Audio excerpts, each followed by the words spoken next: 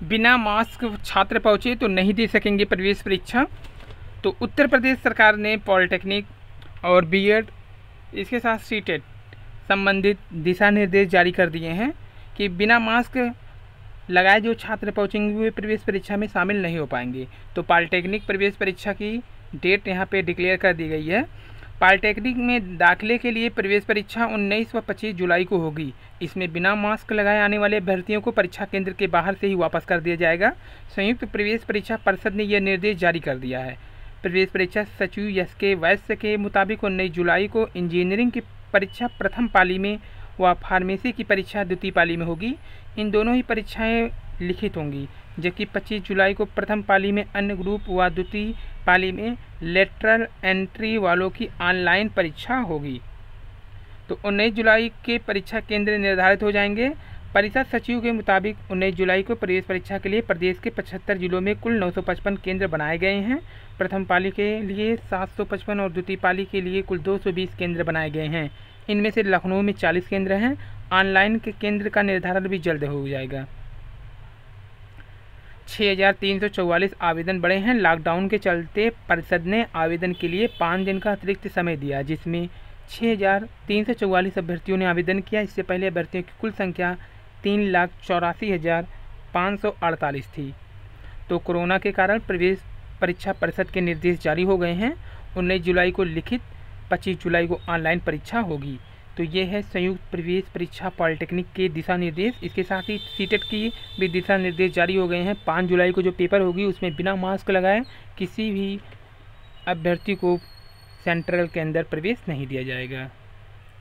और डायट न कॉलेज में प्रवक्ता निदेशालय में 200 से अधिक राजकीय कॉलेज में प्रवक्ताओं का पदस्थापन 6 माह से लटका हुआ है। माध्यमिक शिक्षा महकमे में जिन प्रवक्ताओं पर पढ़ाई कराने का जिम्मा है वे 6 माह से शिक्षा निदेशालय में तैनाती मिलने की राह देख रहे हैं। ये नए चयनित भी नहीं है, उनका सत्यापन होना है, बल्कि वर्षों से दूसरे संस्थानों से संबंध रहे हैं। अब उन्हें मूल पदों पर कायम करने के लिए या वापस जाने के लिए फिर निदेशालय में सत्यापन कराना पड़ेगा। उन्हें मूल पदों पर वापस जाना है तो अक्सर उन्हें वापस जाने का दायित्व मिला है। उसे फिलहाल अधिकार नहीं है कि वापस जाएं या ना जाएं, जिनमें वो पहले ही पढ़ाते थे। राजकीय इंटर कॉलेजों में प्रवक्ताओं को भेजने का प्रकरण शिक्षा निदेशक माध्यमिक को भेजा है। यह शासन से चर्चा करके आदेश करेंगे। कोरोना संकट की वजह से इसमें देरी हुई है, ये कहा है अंजना गोयल ने, अपर सचिव हैं राजकीय प्रवक्ता प्रयागराज। कोरोना को देखते हुए स्कूलों को मार्च 2021 तक बंद कराने फीस माफ़ी की मांग को लेकर जनहित संघर्ष समिति की ओर से सोमवार को मुट्ठीगंज में आर्य कन्या चौराहे से अब यह कोई जन जागरण यात्रा निकाली गई। 69,000 सहायक अध्यापक भर्ती में हुई गड़बड़ियों के विरोध में सोमवार को जिला शहर कांग्रेस की ओर से संयुक्त रूप से जिलाधिकारी कार्यालय पर प्रदर्शन किया गया। इस दौरान कांग्रेस कार्यकर्ताओं की ओर से ADM सिटी अशोक कुमार को ज्ञापन भी सौंपा गया।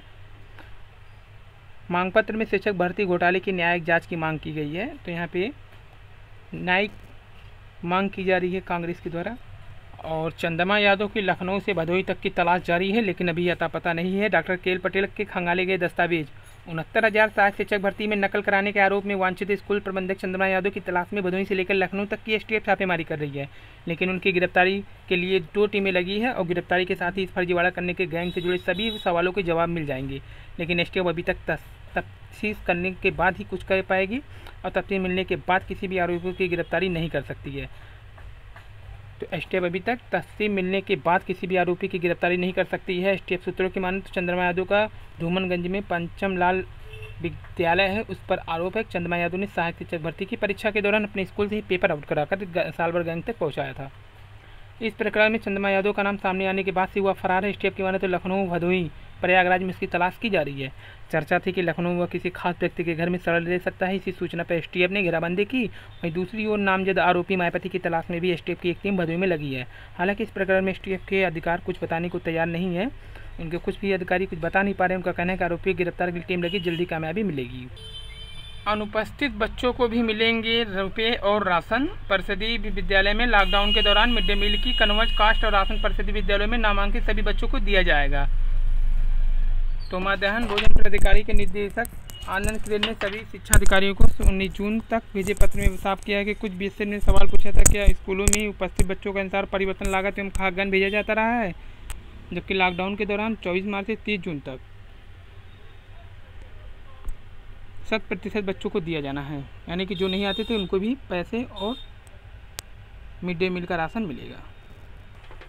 भर्ती 2020 में गणना जनवरी 2021 से कर्मचारी चयन आयोग की central armed police force CRPF और दिल्ली CAPF और दिल्ली पुलिस SI भर्ती 2020 में आयु गणना की तिथि को लेकर विवाद शुरू हो गया है।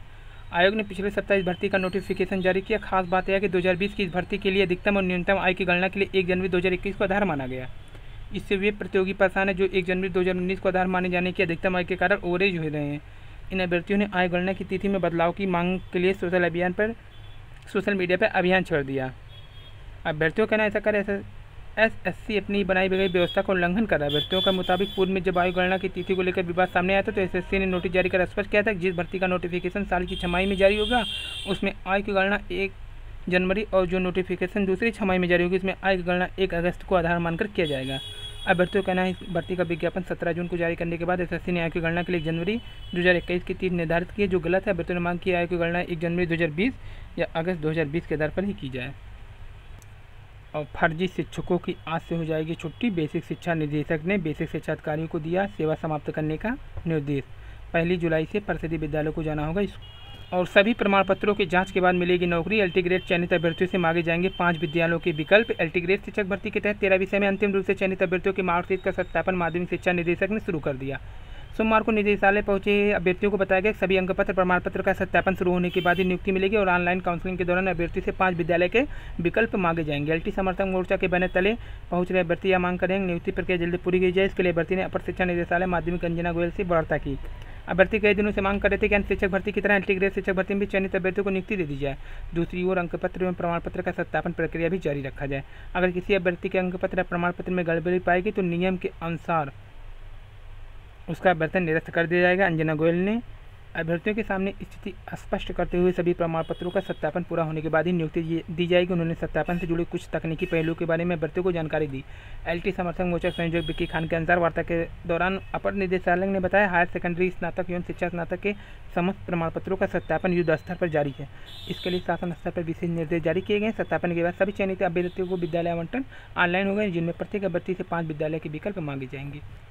और हाईकोर्ट के आदेश पर याचिका करने वाले 3 अभ्यर्थियों को 25 का कराया जाएगा इंटरव्यू। असिस्टेंट प्रोफेसर समाजशास्त्र का जो है आ सकता है रिजल्ट 25 को, तो असिस्टेंट प्रोफेसर समाजशास्त्र का रिजल्ट 25 तारीख को आ जाएगा। इस सप्ताह परिणाम आने की संभावना है। PCS मेंस 2018 की सब कुछ सही रहा तो लोक सेवा आयोग PCS 2018 मुख्य परीक्षा में शामिल अभ्यर्थियों के रिजल्ट का इंतजार इसी सप्ताह समाप्त हो जाएगा। आयोग में इस रिजल्ट पर तेजी से काम चल रहा है। आयोग की तैयारी इस सप्ताह परिणाम घोषित कर उसमें सफल होने वाले अभ्यर्थियों का इंटरव्यू अगले माह कराने की है। ऐसा करके आयोग 25 अगस्त से प्रस्तावित PCS 2019 मेंस से पूर्व की इस भर्ती का अंतिम परिणाम घोषित कर सकता है। हालांकि आयोग के अफसर 2018 मेंस के रिजल्ट को लेकर अभी कुछ भी साफ तौर पर नहीं बोल रहे हैं।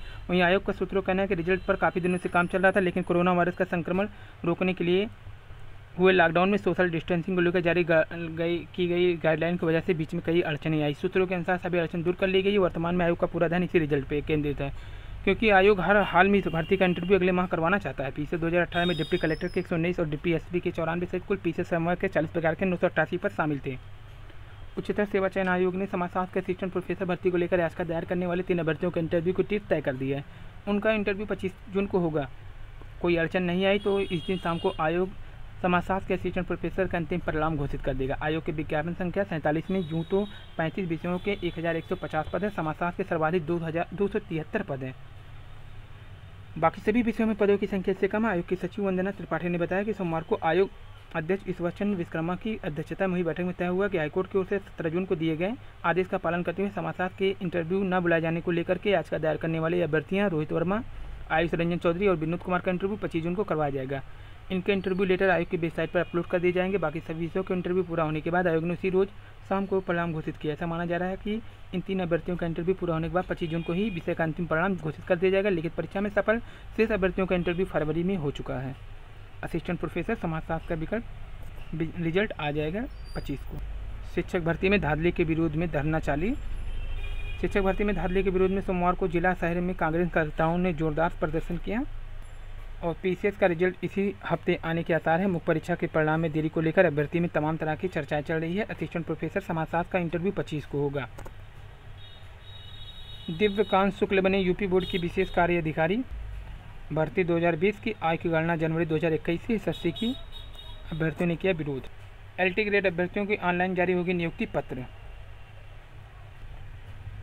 प्राइमरी के शिक्षकों को 1 जुलाई से स्कूल आना होगा। विश्वविद्यालयों में न्यूनतम समान पाठ्यक्रम स्थगित किया गया, तो 1 जुलाई से स्कूल खुल जाएंगे, लेकिन अभी केवल शिक्षक व प्रधानाध्यापकों को स्कूल आना होगा। इस संबंध में बेसिक शिक्षा महानिदेशक विजय किरण आनंद ने आदेश जारी कर दिया।